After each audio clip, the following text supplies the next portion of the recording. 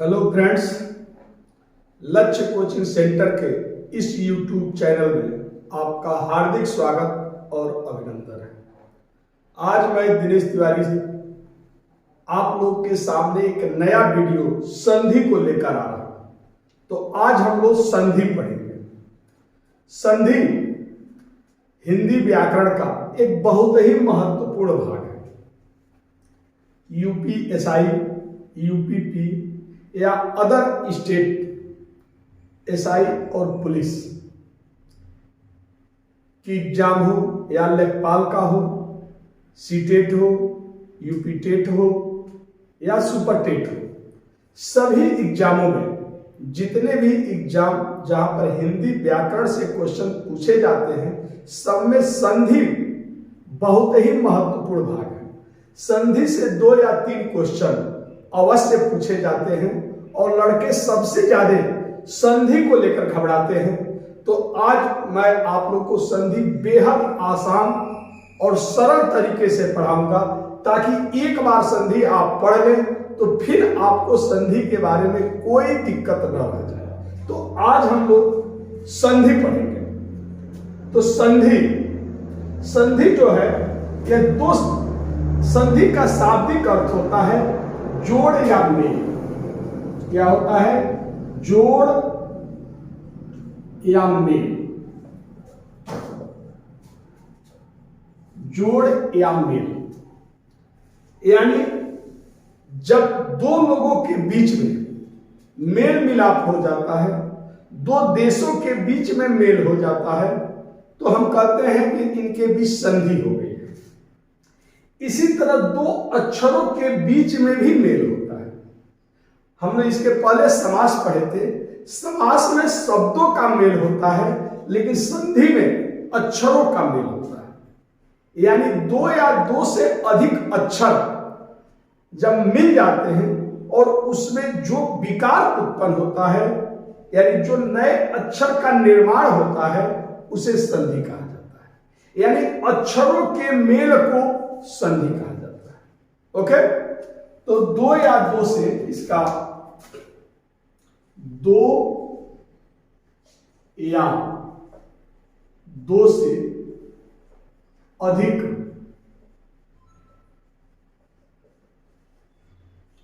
अक्षरों के मेल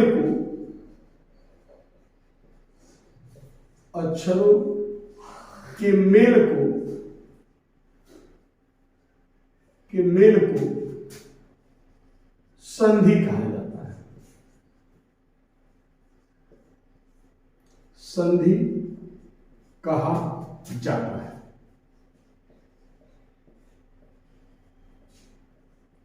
दो या 2 से अधिक अक्षरों के मेल को संधि कहा जाता है। यानी इसमें अक्षरों का मेल होता है। यानी पहले पद के, शब्द के पहले पद का अंतिम अक्षर और दूसरे पद का पहला अक्षर जब आपस में मिल जाता है और उससे जो विकार उत्पन्न होता है, जो नए अक्षर का निर्माण होता है, उसको संधि कहा जाता है। ओके, तो 2 या 2 से अधिक अक्षरों के मेल को संधि कहा जाता है। जैसे विद्यार्थी,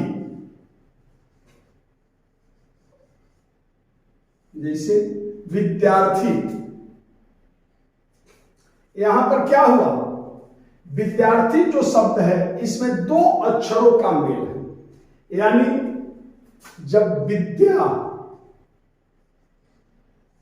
और जोड़ अर्थी मिलेगा तो क्या बनेगा? विद्यार्थी। यानी इसमें पहले पद का अंतिम अक्षर है आ। विद्या में अंतिम अक्षर है आ और दूसरे पद का पहला अक्षर है ओ। यानी आ और ओ का जब मेल हुआ तो एक नया अक्षर बना आ, यानी विद्या। तो आ और ओ मिला तो आ हो गया, यानी विद्या। अर्थी वैसे ही लिख दिया जाएगा। यानी विद्या और अर्थी को जब मिलाते हैं तो बनता है विद्यार्थी। यानी पहले पद का अंतिम अक्षर और दूसरे पद का पहला अक्षर जब मिलता है तो बनता है विद्यार्थी। इसी तरह जगत, धननाथ, यानी पहले पद का अंतिम जो अक्षर है वह त है, यानी हलन त है, यानी व्यंजन है, और दूसरा पद का पहला अक्षर न यानी व्यंजन है। तो हलंत त में जब न का मिलते हैं तो हो जाता है आधा न। इसको आगे हम पढ़ाएंगे और समझाएंगे। यानी यहां जब पहले पद का अंतिम अक्षर और दूसरे पद का पहला अक्षर जब मिलता है तो बन जाता है जगन्नाथ। जगन्नाथ यानी आधा तो आधा न में परिवर्तित हो गया तो बन गया जगन्नाथ। या हम कहें निह, धन आशा, यानी यहां पर निह यानी विसर्ग है और ये आ है। जब विसर्ग का आ से मेल होता है तो हलंत र हो जाता है, यानी बन जाएगा निराशा। नी और हलंत विसर्ग का हो जाएगा आधा र, लेकिन जब आ जुड़ेगा तो बन जाएगा पूरा रा, यानी नीरा आशा।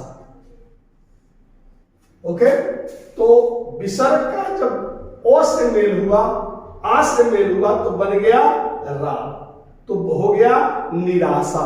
यानी पहले पद का अंतिम अक्षर और दूसरे पद का पहला अक्षर जब आपस में मिल जाता है तो उसे संधि कहा जाता है। यानी अक्षरों के मेल को संधि कहा जाता है। यानी दो या दो से अधिक अक्षर जब आपस में मिल जाते हैं तो उसे हम क्या कहते हैं? संधि।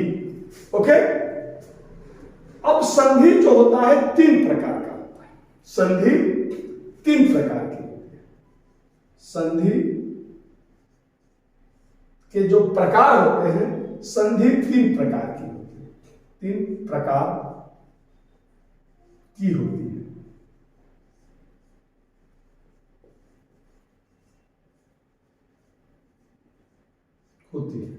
संधि तीन प्रकार की होती है।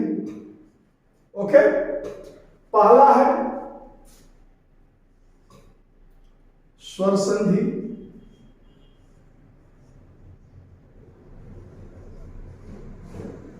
दूसरा है विसर्ग संधि,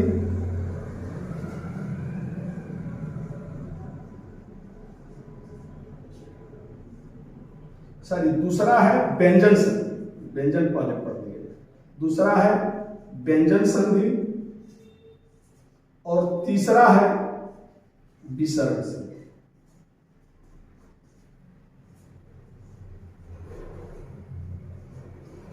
विसर्ग संधि। तो संधि तीन प्रकार की होती है, स्वर संधि, व्यंजन संधि और विसर्ग संधि। यानी जब स्वर का स्वर से मेल होता है तो उसे स्वर संधि कहा जाता है। जब स्वर या व्यंजन का व्यंजन से मेल होता है तो उसे व्यंजन संधि कहा जाता है, और जब विसर्ग का स्वर या व्यंजन से मेल होता है तो उसे विसर्ग संधि कहा जाता है। जैसे आप यहां पर देख रहे हैं कि विद्या, यानी यहां पर आ स्वर है और अर्थी ओ स्वर, यानी पहले पद का अंतिम अक्षर आ स्वर है और दूसरे पद का पहला अक्षर ओ स्वर है। यानी स्वर का स्वर से मेल हुआ तो ये क्या हुआ? स्वर संधि। तो एक होता है स्वर संधि, क्योंकि इसमें स्वर का स्वर से मेल हुआ। यहां पर है हलन तो, यानी ये व्यंजन है, आधा तो है, और ये भी नो यानी ना, ये भी व्यंजन, यानी यहां व्यंजन का व्यंजन से मेल है तो जगन्नाथ जो है ये क्या होगा? व्यंजन संधि होगा।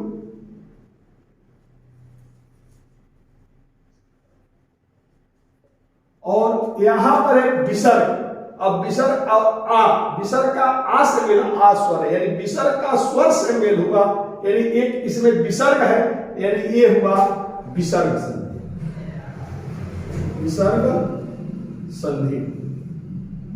तो इस तरह संधि 3 प्रकार का होता है। जब स्वर का स्वर से मेल होता है तो उसे स्वर संधि कहा जाता है। जब व्यंजन का, चाहे स्वर रहे चाहे व्यंजन रहे, यानी स्वर या व्यंजन का व्यंजन से मेल होता है तो उसे व्यंजन संधि। और विसर्ग का जब स्वर या व्यंजन से मेल होता है तो उसे विसर्ग संधि कहा जाता है। इस तरह संधि जो है 3 प्रकार की होती है। अब हम लोग एक एक संधि के बारे में पढ़ेंगे। ओके, तो अब हम लोग एक एक संधि के बारे में पढ़ेंगे। यानी अब हम लोग पढ़ेंगे स्वर संधि। स्वर संधि यहां तक तो कोई दिक्कत नहीं होगा। तो हम लोग पढ़ेंगे स्वर संधि। तो मैंने बताया कि संधि 3 प्रकार की होती है। तो पहला जो है वह है स्वर संधि। तो हेडी डाल रहे हैं स्वर संधि। ओके, स्वर संधि। तो मैंने बताया कि जब स्वर का स्वर से मेल होता है तो उसे क्या कहा जाता है? स्वर संधि। जब स्वर का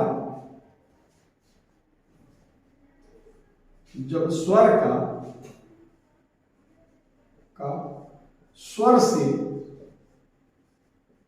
मेल होता है, जब स्वर का स्वर से मेल होता है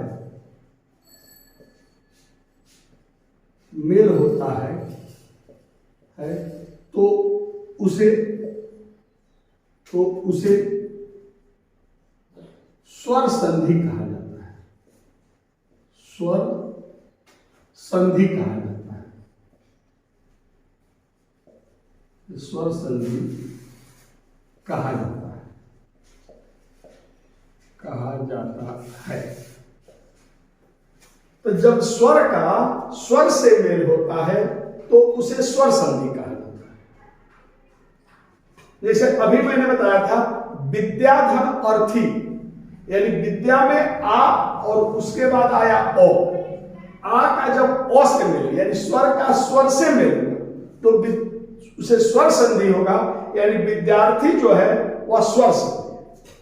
ठीक, तो जब स्वर का स्वर से मेल होता है तो उसे स्वर संधि कहा जाता है। जैसे हम देख लीजिए, जैसे हम कहें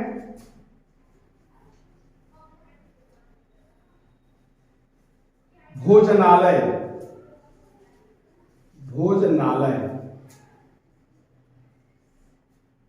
यानी भोजनालय, या इसी तरह कहें हम रवीश, या इसी तरह कहें हम इत्यादि।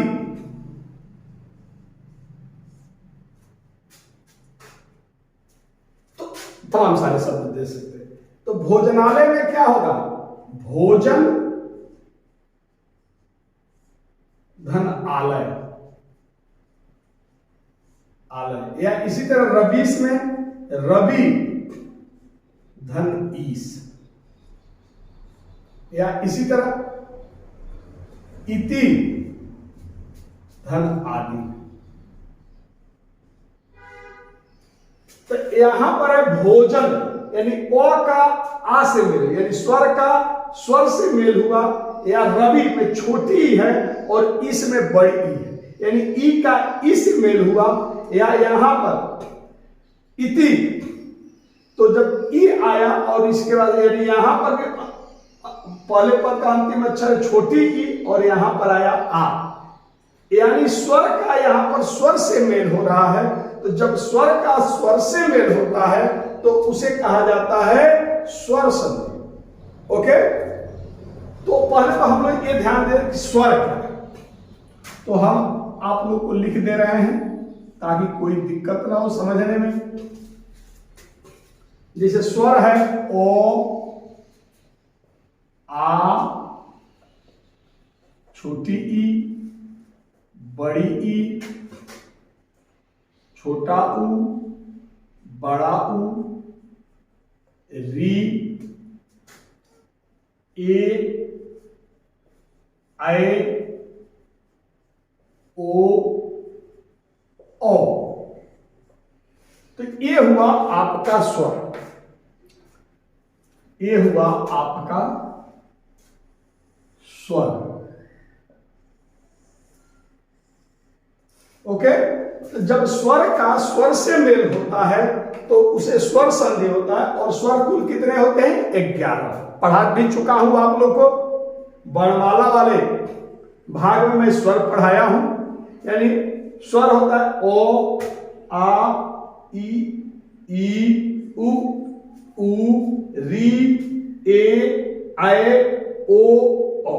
यानी 1 2 3 4 5 6 7 8 9 10 11, यानी कुल स्वर होते हैं 11।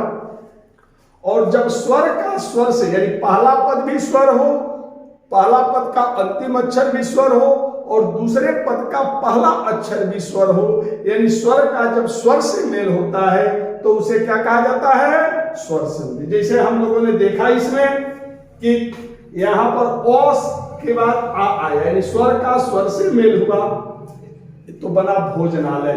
रवि ईस, छोटी ई का बड़ी से मेल हुआ, या यहां पर छोटी ई का आ से मेल हुआ, तो यहां पर स्वर का स्वर से मेल हो रहा है, इसलिए इसको क्या कहा जाएगा?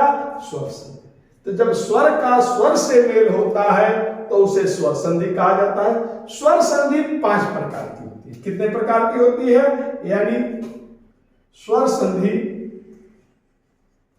स्वर संधि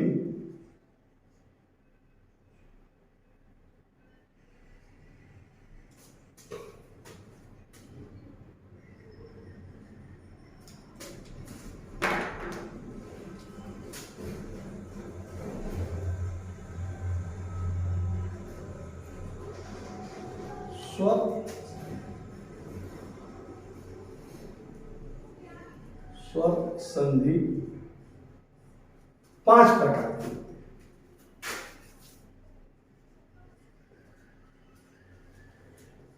5 प्रकार की होती है।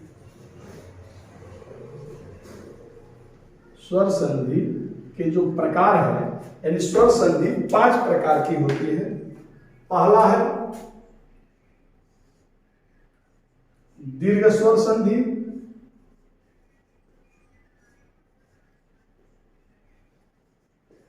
दूसरा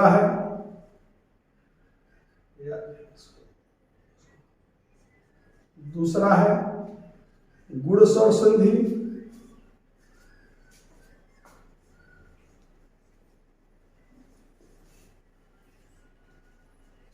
तीसरा है वृद्धि संधि, चौथा है यण संधि, वृद्धि स्वर संधि,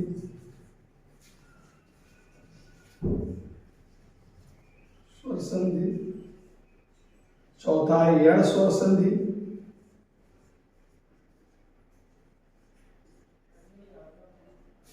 और पांचवा है अयादि स्वर संधि। अयादि स्वर संधि। तो इस तरह संधि जो होता है 5 प्रकार का होता है।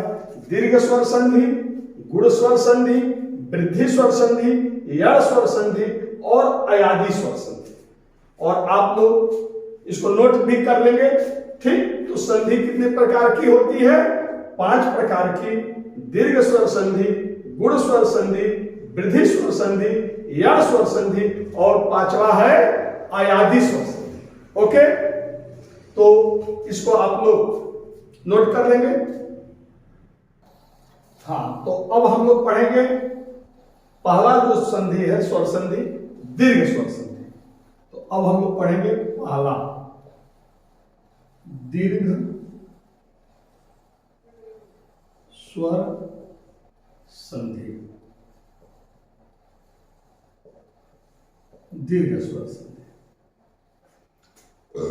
तो पहला हम लोग पढ़ेंगे दीर्घ स्वर संधि। तो दीर्घ का मतलब होता है बड़ा, यानी संस्कृत में इसका कहा जाता है अक सवर्णे दीर्घ सह, यानी अक प्रत्याहार का जब समान वर्ण आता है तो वहां दीर्घ हो जाता है। यानी ओ ई उ री ली के बाद समान वर्ण ओ ई उ री ली आता है, चाहे छोटा या बड़ा, तो उसका दीर्घ हो जाता है आ, बड़ी ई, बड़ा उ, बड़ा ली तथा बड़ा ली। लेकिन हिंदी में हमने जो स्वर लिखा है उसमें न तो बड़ा ली होता है, न छोटा ली होता है, न बड़ा ली होता है। यानी यहां पर बड़ा ली, छोटा ली और बड़ा ली को हम एक ही से काम चला लेते हैं, री से काम चला लेते हैं। ठीक, तो यानी री के बाद जब री आता है तो उसका री ही होता है। या तो हम कह सकते हैं कि जब समान वर्ण आए तो दीर्घ हो जाता है। यानी दीर्घ संधि का परिभाषा हुआ कि जब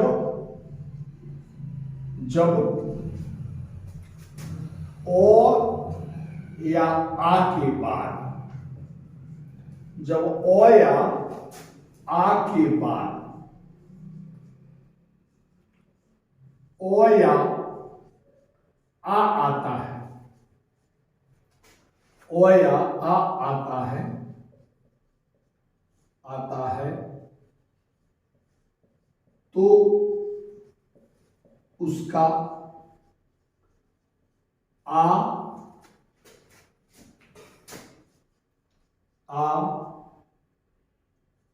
छोटा ई या बड़ा ई के बाद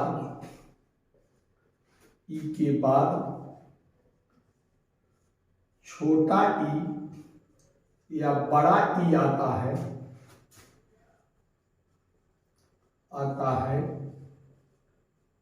तो उसका बड़ा ई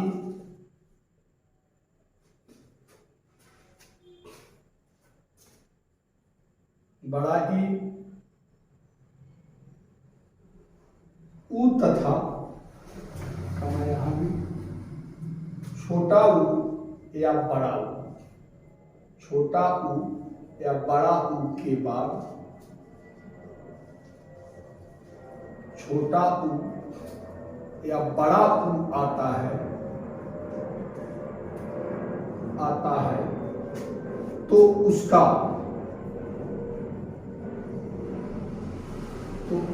बड़ा उ तथा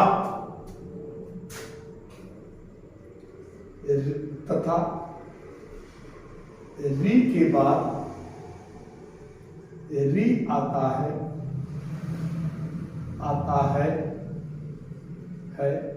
तो उसका री हो जाता है,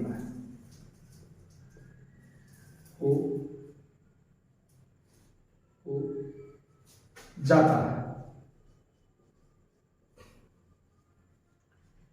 हो जाता है। ठीक, यानी जब ओ या आ के बाद ओ या आ आता है, यानी ओ या आ के बाद ओ या आ आता है तो उसका क्या हो जाता है आ। इसी तरह ई या बड़ी ई के बाद ई या बड़ी ई आता है तो उसका बड़ा ई। उ या बड़ा उ के बाद उ या बड़ा उ आता है तो उसका क्या हो जाता है बड़ा उ। तथा री के बाद री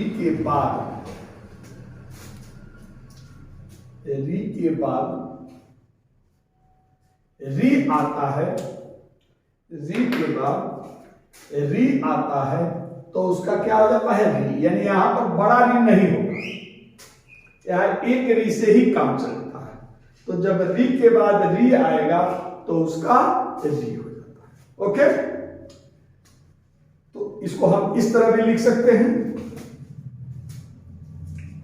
ओ या आ के बाद क्या आएगा, ओ या आ आता है तो उसका क्या हो जाएगा, आ। छोटा ई या बड़ा ई के बाद छोटा ई या बड़ा ई आता है तो उसका हो जाता है बड़ा ई। उ या बड़ा ऊ के बाद उ या बड़ा ऊ आता है तो उसका हो जाता है बड़ा ऊ, तथा री के बाद री आता है तो उसका क्या हो जाता है, री। ओके,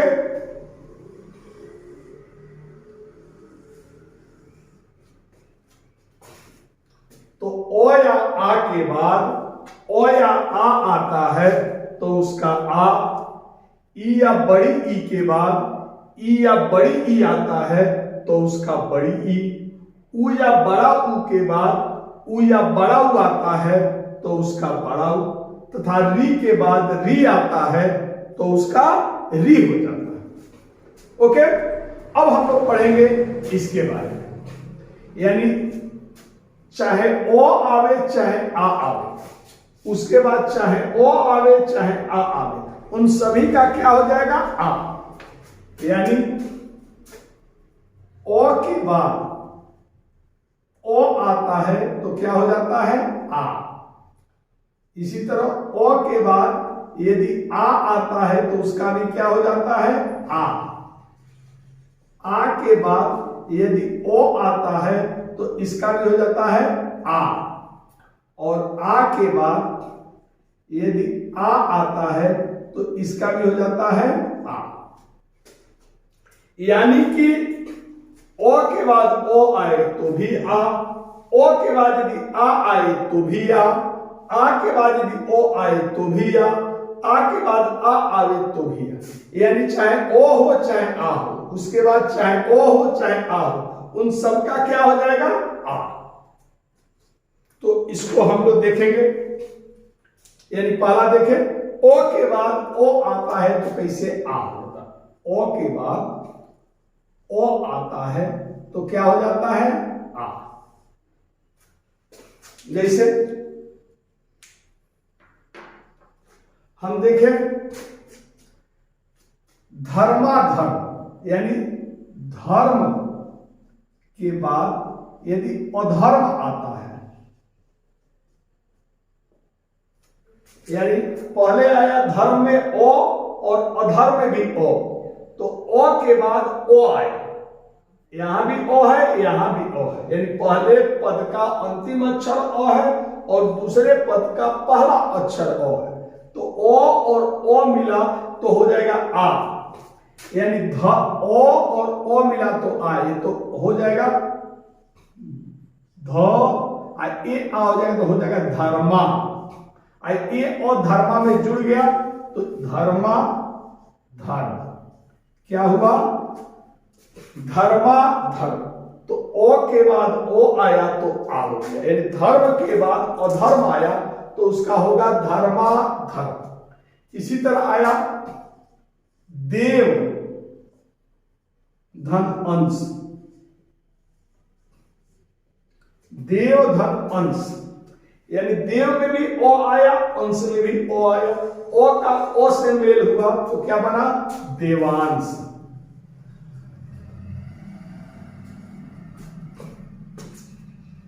इसी तरह वीर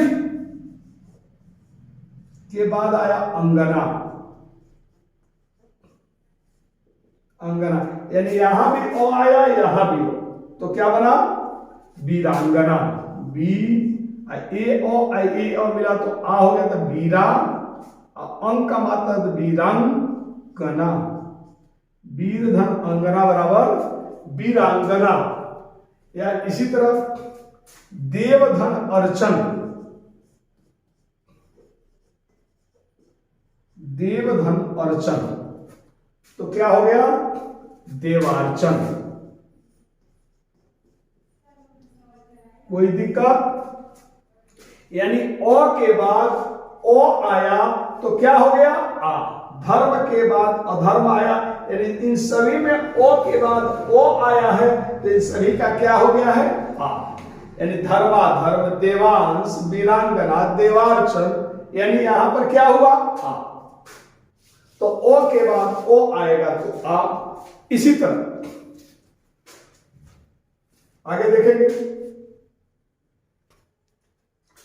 आ के बाद यदि ओ आता है तो हो जाता है आ। चलिए, ओ के बाद यदि आ आता है तो हो जाता है आ। जैसे हमने ओ के बाद ओ देखा तो आ हो गया। अब इसको देखें, ओ के बाद यदि आ आता है तो ये भी हो जाएगा आ, यानी ओ के बाद आ आया तो हो गया आ। जैसे हम देखेंगे सत्य धन आग्रह, सत्य धन आग्रह, आग्रह, यानी सत्य में है ओ और आग्रह में है आ। यानी पहला पद ओ है और पहले पद का अंतिम अक्षर ओ है और दूसरे पद का पहला अक्षर आ, तो ओ के बाद आ मिला तो क्या हो गया? आ। तो बन गया सत्याग्रह। क्या बना? सत्याग्रह। या इसी तरह देवधन आलय, देवधन आलय, यानी यहां भी ओ और आ का मेल होगा तो बन जाएगा आ, यानी हो जाएगा देवालय, देवालय। या इसी तरह होगा देव धन आगमन, तो बन जाएगा देवागमन। या इसी तरह शुभ धन आशीर्वाद, शुभ धन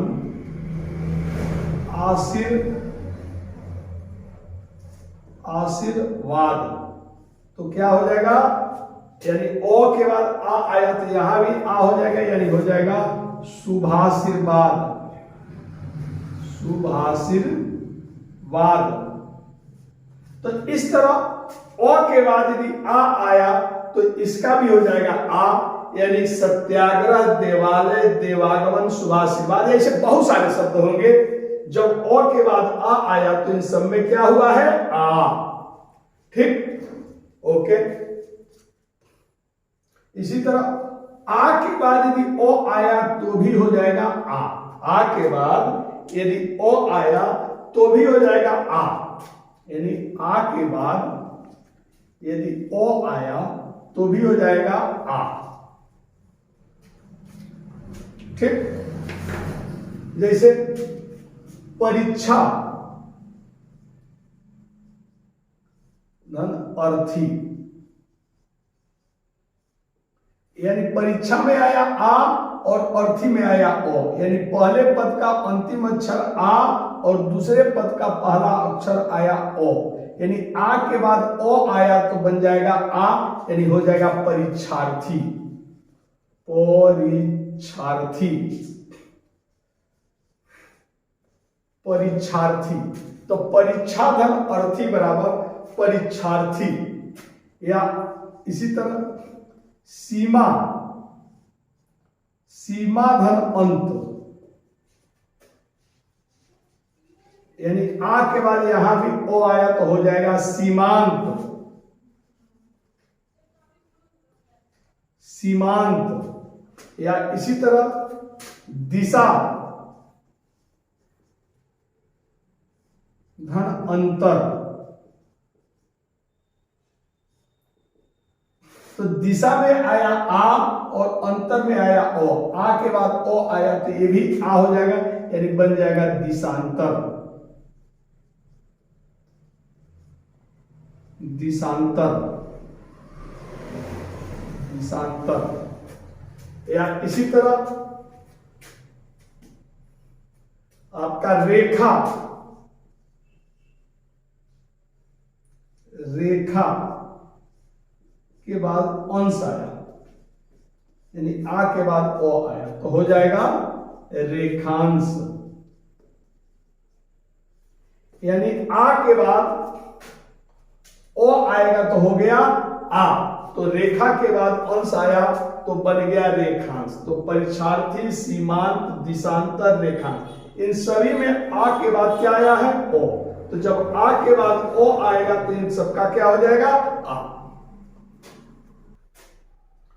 तो इसी तरह अब ये चौथा देखेंगे, आ के बाद आ आएगा तो भी होगा आ, यानी आ के बाद आ आया तो भी होगा आ। ओके। विद्याधन आलय, विद्याधन आलय, यानी विद्या में है आ, आलय में है आ, यानी आ के बाद आ आएगा तो भी क्या हो जाएगा? आ, यानी बन जाएगा विद्यालय। विद्यालय, विद्या के बाद आलय आया तो बन गया क्या? विद्यालय। या महाधन आत्मा, यानी आ के बाद आ आया तो यहां भी हो जाएगा महात्मा। या इसी तरह वार्ता धन आलाप,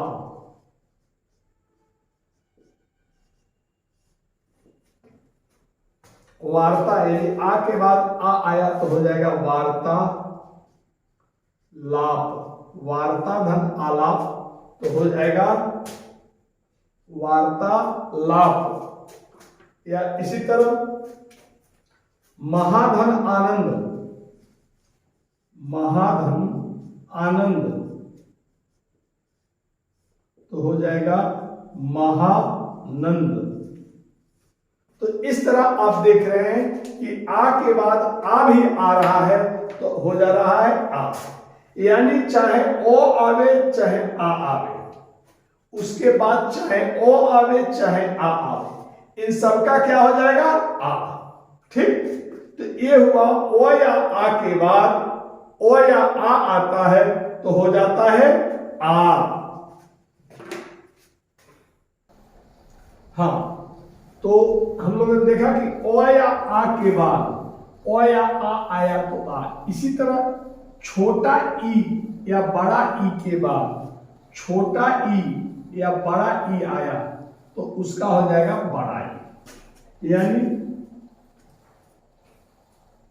छोटा ई के बाद छोटा ई आया तो हो गया बड़ा ई। इसी तरह छोटा ई के बाद यदि बड़ा ई आएगा तो भी हो जाएगा बड़ा ई, या बड़ा ई के बाद यदि छोटा ई आया तो भी हो जाएगा बड़ा ई, और बड़ा ई के बाद बड़ा ई आया तो भी हो जाएगा बड़ा ई। यानी चाहे छोटा ई आवे चाहे बड़ा ई आवे, उसके बाद चाहे छोटा ई आवे चाहे बड़ा ई, इन सबका हो जाएगा बड़ा। जैसे हम लोग इसको देखें, इसको देखें, यानी ई के बाद यदि छोटा ई के बाद छोटा ई आता है तो हो जाता है बड़ा ई। जैसे अति, अति धन ईव, ईव, तो यहां अति में है छोटा ई, ईव में भी छोटा ई, यानी छोटा ई के बाद छोटा ई आवे तो बड़ा ई, यानी हो जाएगा अतीव। इसी तरह कविधन इंद्र, कविधन इंद्र, यहां भी छोटा ई आया है, यानी पहले पद का अंतिम अक्षर छोटा ई और दूसरे पद का पहला अक्षर छोटा ई, यानी ई के बाद ई आया तो हो जाएगा बड़ी ई, यानी हो जाएगा कविंद्र। या इसी तरह अभिधन इष्ट, अभिधन इष्ट, यानी छोटा ई के बाद छोटा ई आया तो भी हो जाएगा बड़ा ई, तो हो जाएगा अभिष्ट, अभिष्ट। इसी तरह कविधन इच्छा,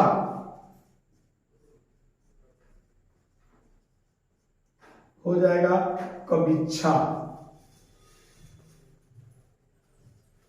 तो इस तरह आप देख रहे हैं कि छोटा ई के बाद छोटा ई आता है तो इसका क्या हो जाएगा, बड़ा ई। इसी तरह छोटा ई के बाद यदि बड़ा ई आएगा तो भी हो जाएगा बड़ा ई, यानी छोटा ई के बाद यदि बड़ा ई आता है तो भी हो जाता है बड़ा ई।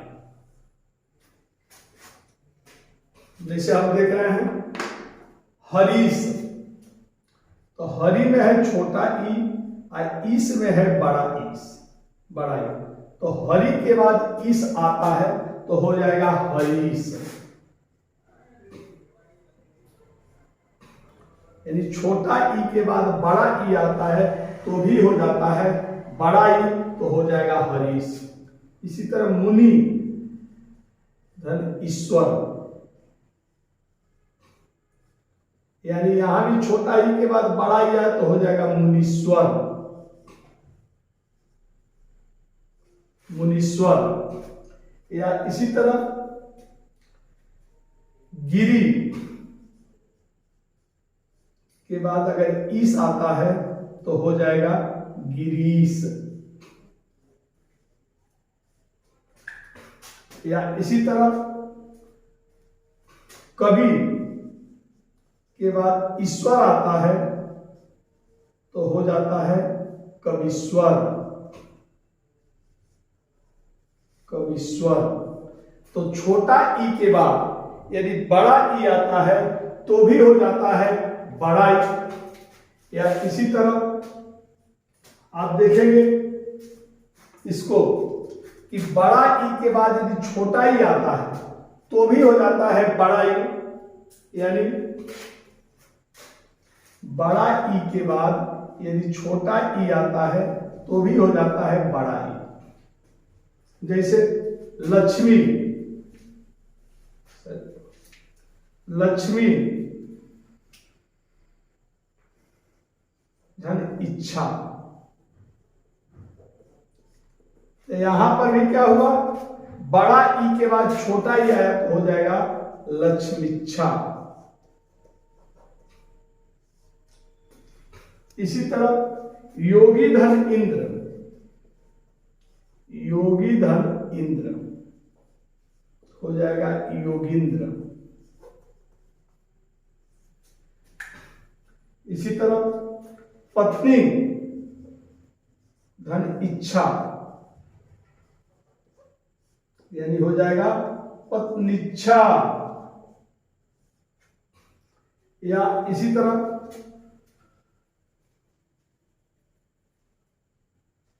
महीधन इंद्र हो जाएगा महेंद्र, महेंद्र। यानी बड़ा ई के बाद यदि छोटा ई आता है तो भी हो जाता है बड़ा ई।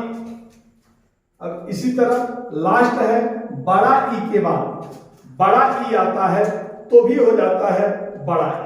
जैसे यहां देख लिया जाए, बड़ा ई के बाद बड़ा ई आता है तो भी हो जाएगा बड़ा ई।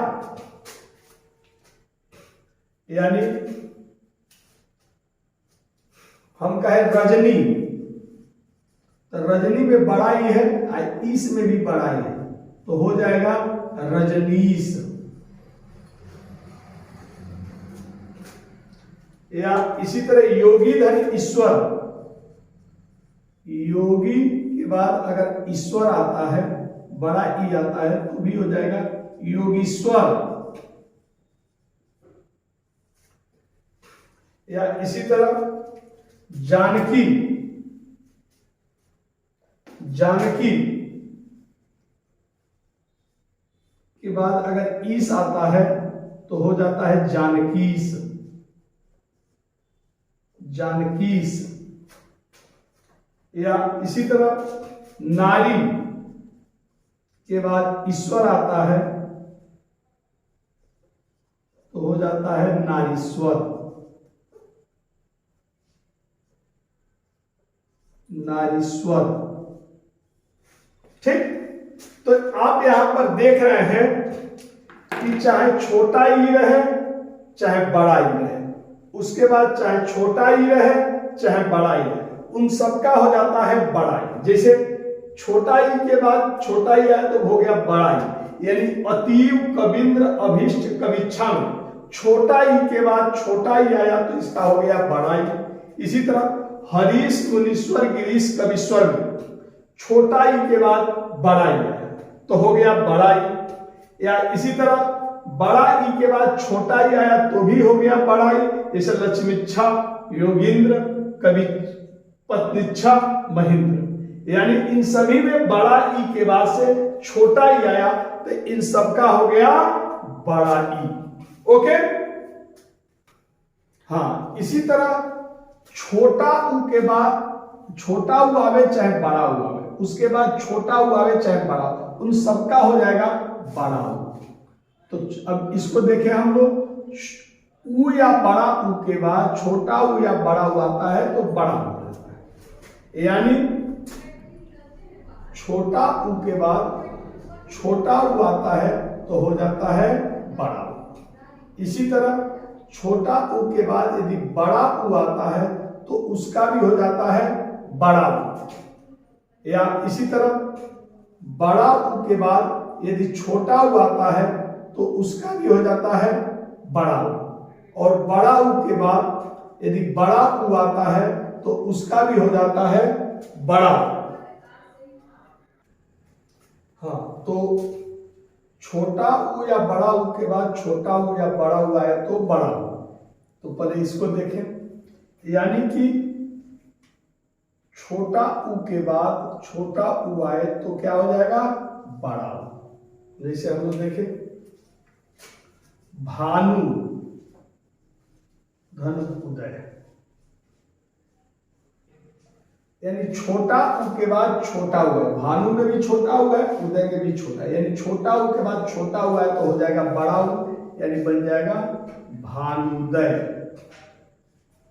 इसी तरह अनु, धन, उदित,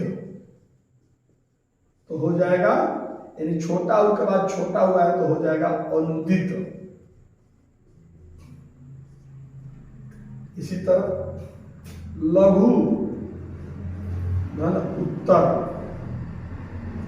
तो हो जाएगा लघुत्तर।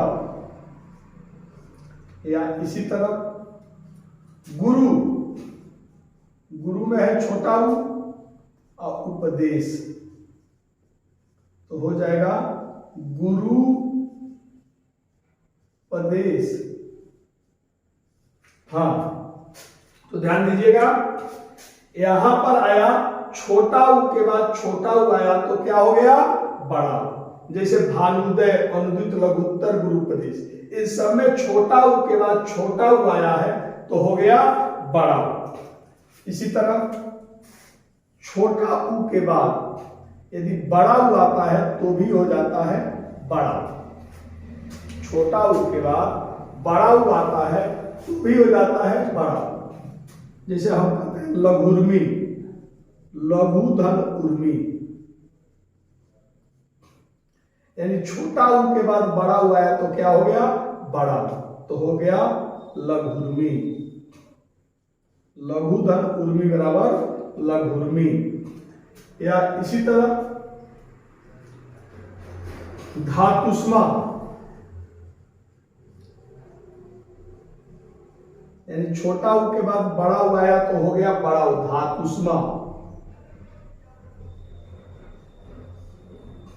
या इसी तरह सिंधुर्मी,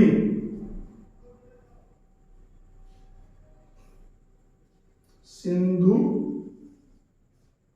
धन, उर्मी, सिंधुर्मी।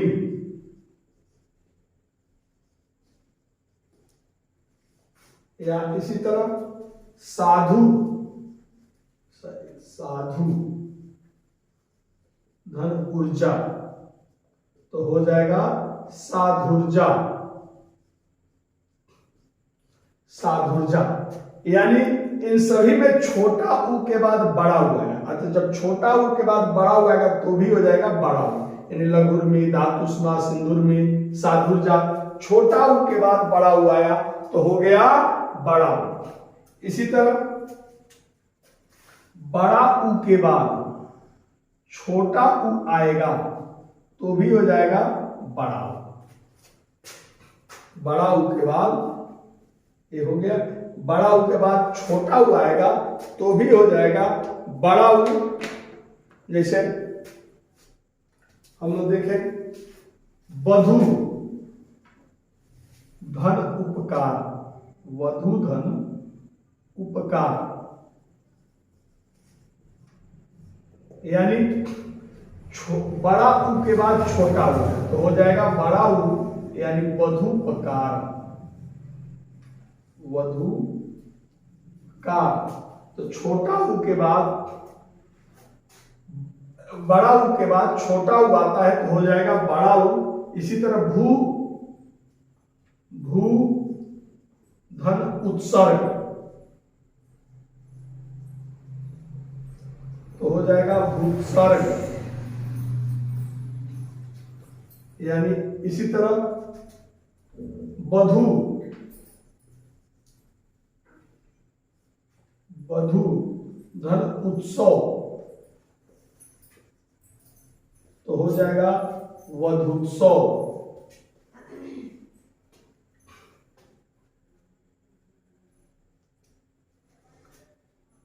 इसी तरह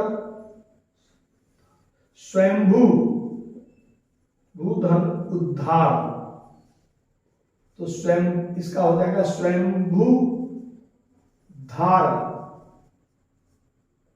स्वयंभू धन उद्धार बराबर स्वयंभू उद्धार, यानी बड़ा उ के बाद छोटा उ आया तो भी हो गया बड़ा।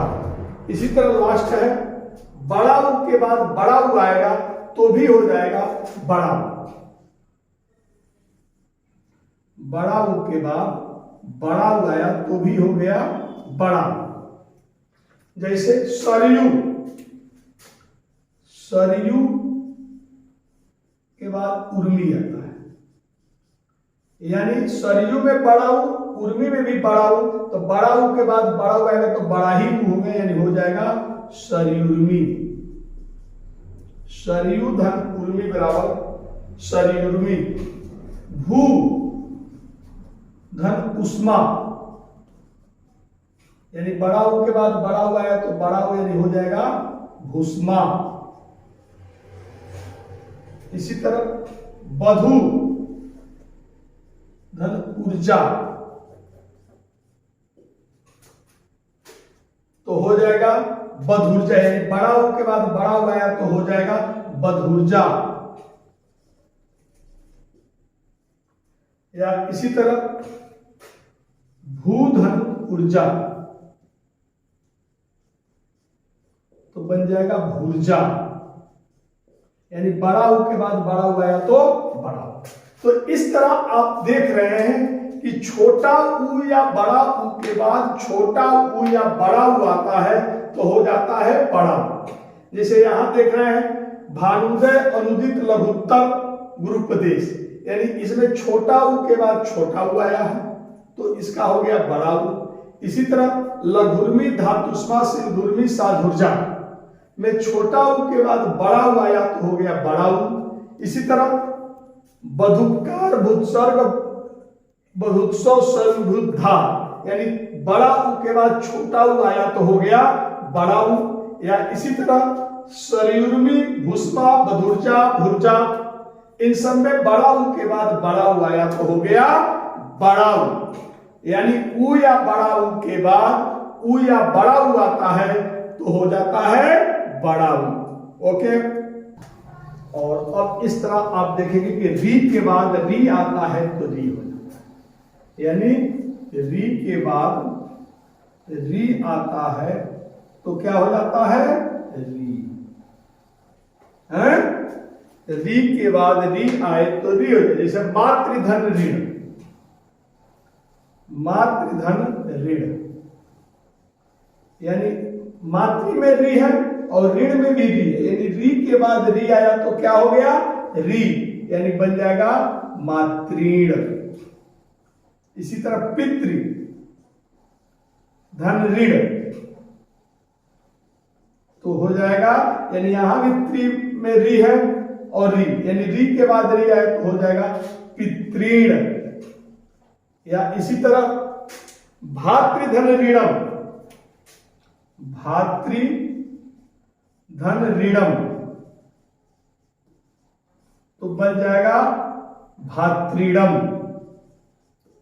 भातृणम, यानी री के बाद री आया तो हो गया री। इस तरह आप देख रहे हैं दीर्घ स्वर संधि में समान वर्ण आया तो उसका दीर्घ, जैसे ओ या आ के बाद ओ या आ आया तो आ हो गया, ई या बड़ी ई के बाद छोटी ई या बड़ी ई आता है तो हो जाता है बड़ी ई। इसी तरह छोटा ऊ या बड़ा ऊ के बाद छोटा ऊ या बड़ा ऊ आता है तो हो जाता है बड़ा ऊ, तथा री के बाद यदि री आता है तो हो जाता है री। तो ये हुआ दीर्घ संधि। और अब हमको नहीं लगता है कि आप लोग को दीर्घ संधि में कोई प्रॉब्लम बचेगा, यानी समान वर्ण है, जैसे ओ या आ के बाद ओ या आ आया तो उसका आ, ई या बड़ी ई के बाद ई या बड़ी आया तो बड़ी ई, ऊ या बड़ा ऊ के बाद ऊ या बड़ा ऊ आया तो बड़ा ऊ, और री के बाद री आया तो री हो जाता है। अब हम लोग अगले वीडियो में पढ़ेंगे गुण संधि और वृद्धि संधि, यानी और इस तरह धीरे धीरे हम लोग पूरा संधि को पढ़ेंगे।